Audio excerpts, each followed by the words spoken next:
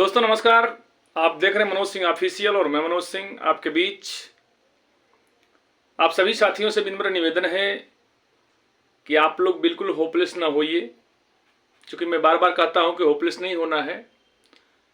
और मैं आज डीएलएड के साथ, एनआईएस डीएलएड के साथ कुछ ऐसे बिंदुओं पर बात करूंगा जिससे कि आप सुनकर जरूर खुश हो सकते हैं।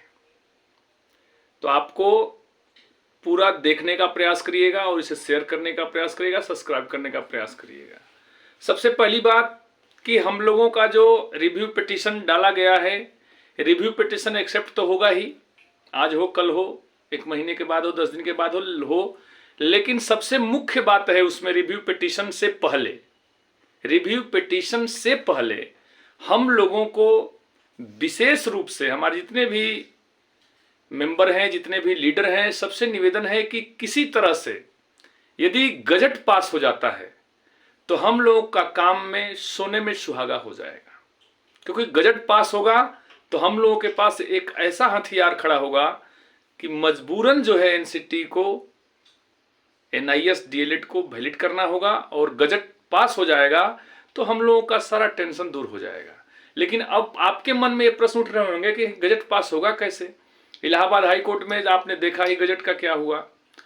अभी एक केस जो है दिल्ली हाई कोर्ट में माननीय बोहरा सर जी के द्वारा जो डाला गया था गजट के लिए, अभी उसका कोई लिस्टिंग और हियरिंग डेट नहीं आया है, वो भी आ ही जाएगा। तो गजट के साथ रिव्यू पिटीशन यदि जाता है तो बहुत अच्छी बात है।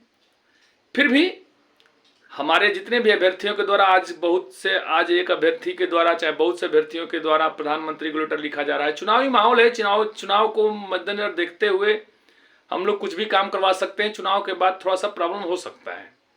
ये तो इधर एनआईएस डीएलएड की बात हो गई। अब दूसरी बात मैं बताना चाहता हूं कि हमारे जो बेरोजगार शिक्षक साथी बैठे हैं, एनआईएस डीएलएड या हो या बीएड साथी जो भी बैठे हों, उनके लिए खुशखबरी मैं देना ये चाहता हूं कि जिला कार्यालय के माध्यम से बहुत सी वैकेंसियां बिहार सरकार में हो रही हैं। उसका मैं अक्षरशः नाम ले रहा हूं, जैसे BRP, Bihar resource person, BRP Bihar resource person, उसमें आप जाकर आवेदन कर सकते हैं।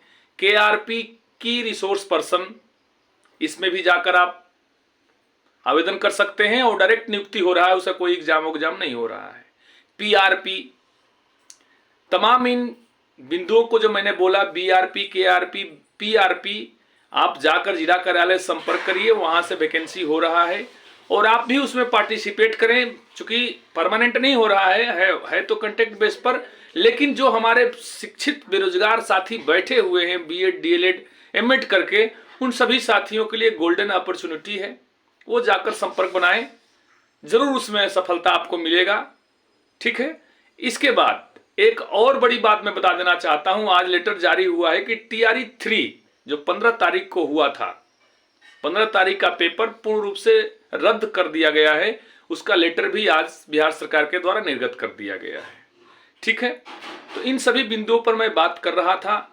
और आप लोग एक बात भरोसे में रहिए कि टीआरई 4 तक हम लोग जितने भी एनआईएस डीएलएड हैं, सभी साथियों को एक ऐसा खुशखबरी मैं ही दूंगा और आप स्वयं जानेंगे कि हम लोग टीआरई 4 से पहले किसी भी तरह से कंप्लीटली वैलिड हो जाएंगे, क्योंकि हमारे ही कुछ साथी टीआरई 1 में भी काम कर रहे हैं।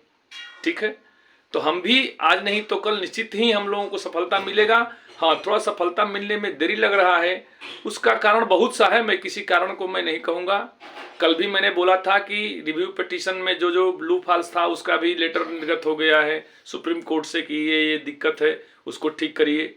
और हमारे विश्वनाथ जी हैं, बोहरा जी हैं, और भी जितने साथी हैं, सभी लोग प्रयासरत हैं। ऐसा नहीं है कि सभी लोग बैठे हैं। इसलिए एकता, यूनिटी और विश्वास बना करके काम करते रहिए। और जो मैंने कहा है कि जो भी बेरोजगार साथी इधर उधर घूम रहे हैं, उनके लिए एक बाल शिक्षक केंद्र आया है, जो केंद्रीय विद्यालय से आया है, मतलब पंचायत शिक्षक, वार्ड शिक्षक के रूप में उसकी नियुक्ति हो रहा है। उसका भी आवेदन लगभग कल तक था। उसमें भी कुछ लोगों ने पार्टिसिपेट किया होगा। जो वार्ड में जाकर के बच्चों को पढ़ाना है 3 से लेकर 7 साल तक, उसमें भी आप पार्टिसिपेट करें। कहीं ना कहीं आप जाकर रोजगार की तलाश करिए। जरूर होगा, ऐसा नहीं है कि नहीं होने वाला है। यही सब बातें करना था, बाकी आप खुद समझदार हैं। जय हिंद, जय भारत, जय भारतीय।